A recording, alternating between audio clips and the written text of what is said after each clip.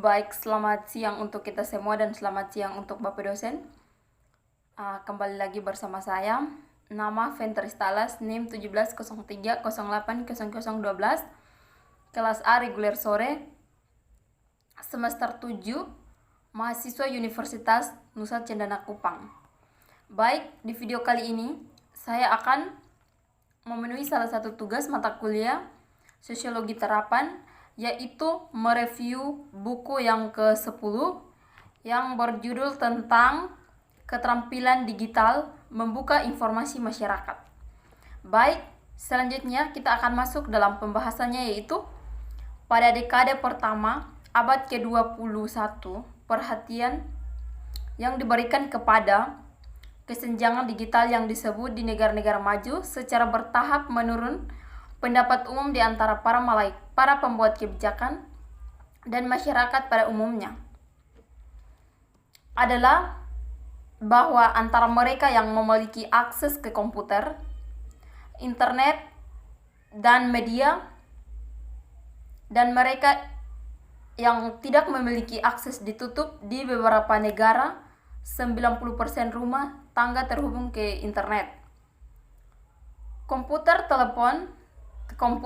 telepon seluler, televisi digital, dan banyak media digital lainnya menurun harga setiap hari, sementara kapasitas mereka dikalikan dalam skala besar. Media ini diperkenalkan dalam semua aspek kehidupan sehari-hari. Beberapa aplikasi tampaknya begitu mudah digunakan bahwa hampir setiap individu dengan kemampuan untuk membaca dan menulis dapat menggunakannya. Namun, kami berpendapat bahwa kesenjangan digital semakin dalam pembagian apa yang disebut akses fisik mungkin menutup dalam hal-hal tertentu. Namun, kesenjangan digital lainnya telah dimulai tumbuh. Kesenjangan digital secara keseluruhan mempermudah dalam pembagian keterampilan digital dan penggunaan harian yang tidak setara dari media bertingkat. Selanjutnya, menurut para ahli yang bernama Van Dix pada tahun 2005, bahkan dapat mengklaim bahwa sebagaimana lebih tinggi tahap akses universal ke media digital tercapai perbedaan dalam keterampilan dan peningkatan penggunaan. Dalam buku ini, kami akan berpendapat bahwa keterampilan digital seluruh proses alokasi teknologi baru ini, keterampilan ini sangat penting untuk hidup, bekerja, belajar, dan menghibur diri sendiri. Keterampilan digital proses yang mengarah pada tujuan akhir memuaskan memanfaatkan teknologi untuk tujuan tertentu. Hal ini dapat dijelaskan menggunakan model dimotivasi adalah tahap pertama dalam proses alokasi teknologi. Orang yang tidak menyukai komputer atau media digital lainnya akan tidak mencoba membeli satu atau mendapatkan koneksi tertentu, kecuali dipaksa untuk melakukannya. Pada tahun 1980-an, fenomena seperti komputer, kecemasan, dan teknofobia cukup umum. Takut teknologi baru menyentuh sebagian besar penduduk, dan pandangan negatif atau kritis efek media baru pada manusia dan masyarakat yang populer.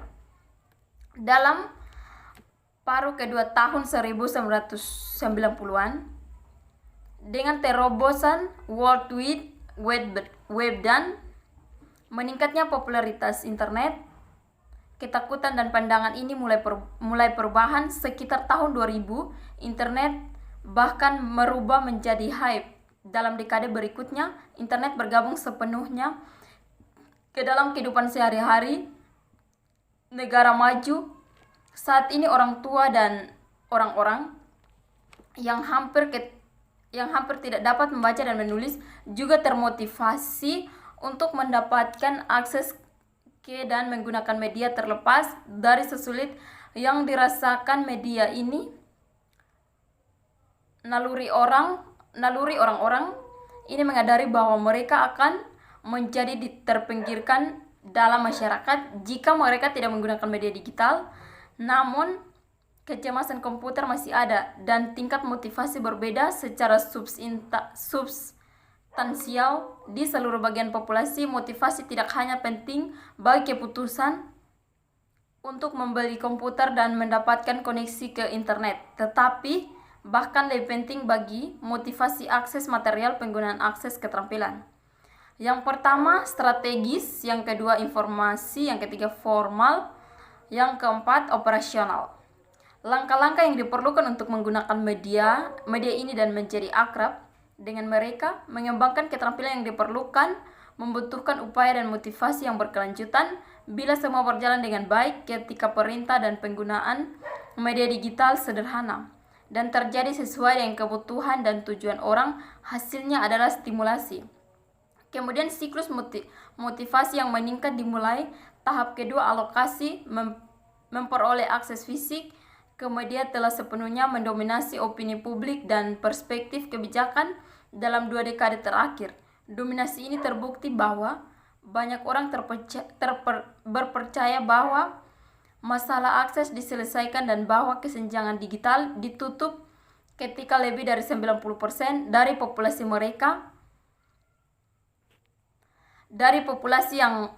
populasi memiliki komputer dan akses internet. Kemudian internet dapat dilengkapi dengan televisi.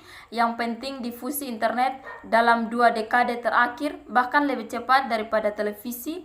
Sementara butuh 17 tahun untuk televisi untuk mencapai 30% rumah tangga tingkat difusi di Amerika Serikat. Internet mencapai yang sama dalam hanya 7 tahun menurut Katz dan Emprise pada tahun 2002.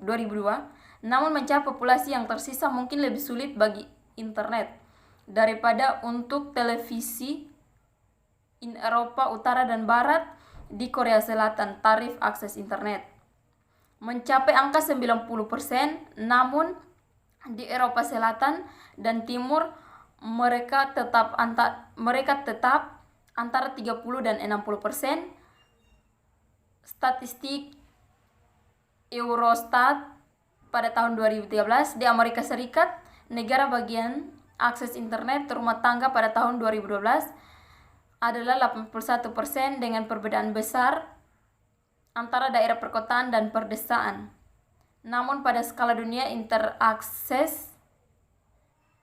akses pada tahun 2012 hanya 30% dengan beberapa negara berkembang di bawah 10%. International Telecommunication Union pada tahun 2013. Selain itu, akses fisik tidak sama dengan akses material. Akses material mencakup semua biaya penggunaan komputer, koneksi peralatan periferal, perangkat lunak, dan layanan. Biaya ini berbeda dalam banyak hal dan orang-orang melek huruf atau kompetensi yang merupakan konsep yang juga sering digunakan dalam literatur secara terpisah atau dalam kombinasi seperti keterampilan melek huruf atau kompetensi melek huruf. Melek huruf dapat dianggap sebagai konsep yang paling umum dan sering dianggap sebagai satu set keterampilan atau kompetensi. Istilah melek huruf telah memiliki berbagai makna dari waktu ke waktu. Bentuk literasi yang paling sederhana melibatkan kemampuan untuk menggunakan bahasa dalam bentuk tertulisnya. Orang yang melek huruf dapat membaca, menulis, dan memahami bahasa aslinya. Dan pemikiran sederhana secara tertulis menurut Bowden 2001. Definisi yang lebih umum menganggap melek huruf sebagai keterampilan yang diperlukan untuk berkinerja baik dalam masyarakat ketika konteks juga dipertimbangkan dalam menjadi melek huruf, memiliki penguasaan atas proses yang memiliki informasi yang disignifikan secara budaya. Kode menyimpulkan bahwa ada 2 dimensi kompetensi pengetahuan dan keterampilan. Mereka mendefinisikan pengetahuan sebagai pemahaman tentang bagaimana dunia kita sehari-hari dibentuk dan bekerja, sedangkan keterampilan melibatkan kemampuan untuk menerapkan secara pragmatis, secara sadar atau secara tidak sadar pengetahuan kita dalam pengaturan praktis.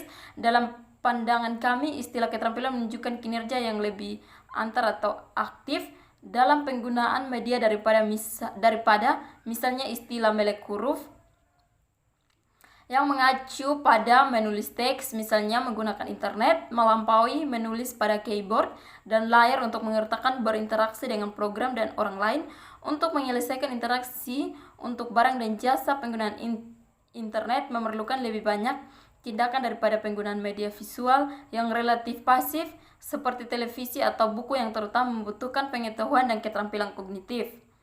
Dengan demikian, selain keterampilan yang berhubungan dengan alat, keterampilan khusus juga diperlukan untuk menggunakan informasi yang diberikan atau berkomunikasi melalui internet.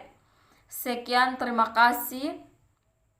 Selamat siang, Tuhan Yesus memberkati kita semua.